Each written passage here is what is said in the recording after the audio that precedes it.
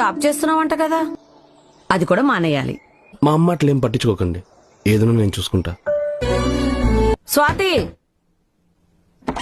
అత్తయ్య ముందే చెప్పాను కదమ్మా 4 గంటలకు లేవాలని. ఇల్లంతా క్లీన్ చేశాక, స్నానం చేసి, పూజ చేశాక వంట చెయ్యి.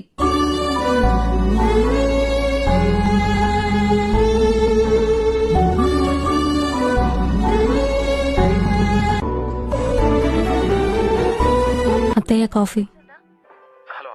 అబ్బబ్బా, ఇంత తీపా?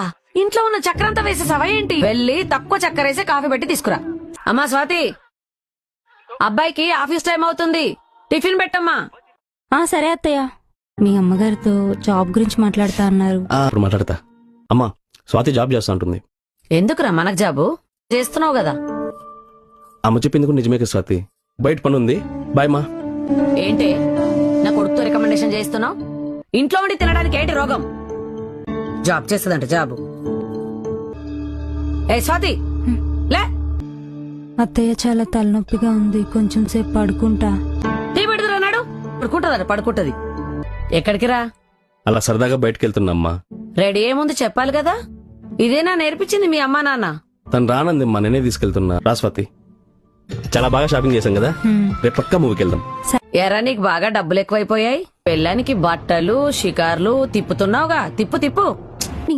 మూవీకి వెళ్దామన్నారు, టికెట్స్ బుక్ చేశారా? మనం బయట వెళ్తుంటే అమ్మ ఫీల్ అవుతుంది. డుక్కు కోళ్ళు బయటకు వెళ్తే అమ్మ ఫీల్ అవ్వడం ఏంటి? బీట్రూటా? నాకొద్దు, నేను తిన్ను. మీ అమ్మగారు చెప్పలేదా ఇది హెల్త్ కి ఎంత మంచిదో అని? ఏ ఉద్దేశంతో నువ్వు మా అమ్మ గురించి మాట్లాడకూడదు అంతే. లేదు మీ అమ్మ నాన్న మొగుడుతో ఎలా మాట్లాడాలో నేర్పించలేదా? ఒక పని చేయడం రాదు, పొద్దున్న లేవడం రాదు. ఇదేనా మీ అమ్మ నాన్న నీకు నేర్పింది? మాట్లాడితే అమ్మా నాన్న అనకండి అత్తయ్య. క్యాజువల్ గా మీ అమ్మగారు అన్నందుకే మీకు అంత కోపం వచ్చింది. మీ అమ్మగారు నన్ను ప్రతిరోజు మీ అమ్మ నేర్పించలేదా, మీ నాన్న నేర్పించలేదా, మీ అమ్మా నాన్న ఇదేనా నేర్పించారు, ఇదేనా నేర్చుకున్నామని ప్రతిరోజు నన్ను సూటుపోటు మాటలు అంటూనే ఉన్నారు. నేను 25 ఏళ్ళు ఒకలా పెరిగాను. సడన్ గా ఇప్పుడు వచ్చి 4 గంటలకే ఇంటి పని చెయ్యి, వంట పని చెయ్యి అంటే నాకు కష్టంగానే ఉంటుంది. ప్రతిరోజు పని చేస్తూనే ఉన్నాను. ప్రతిసారి మీరు నన్ను తిడుతూనే ఉన్నారు. కోడలు కొడుకు బయటకెళ్తే చూడలేరు, కోళ్ళేమైనా కొనుక్కొని ఇంటికి తీసుకొస్తే ఫీల్ అయిపోతారు. 25 ఏళ్ళు పెంచిన తల్లిదండ్రులు వదిలేసి నేను ఇంటికి వచ్చాను. పిల్లమ్మే కదా నేను ఈ పెళ్లి కొప్పుకున్నాను. నాకంటూ కొన్ని ఆశలున్నాయి అత్తయ్య.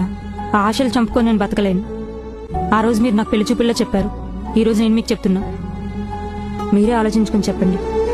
25 ఏళ్ల ప్రేమని, అలవాట్లని అన్నింటినీ వదిలేసి ఓ అమ్మాయి మన ఇంటికి వస్తుంది అంటే ఆ అమ్మాయికి ఏ దారి లేక కాదు, మన కట్టుబాట్ల మీద ఉన్న గౌరవంతో. మనం కూడా తనని గౌరవించాలి.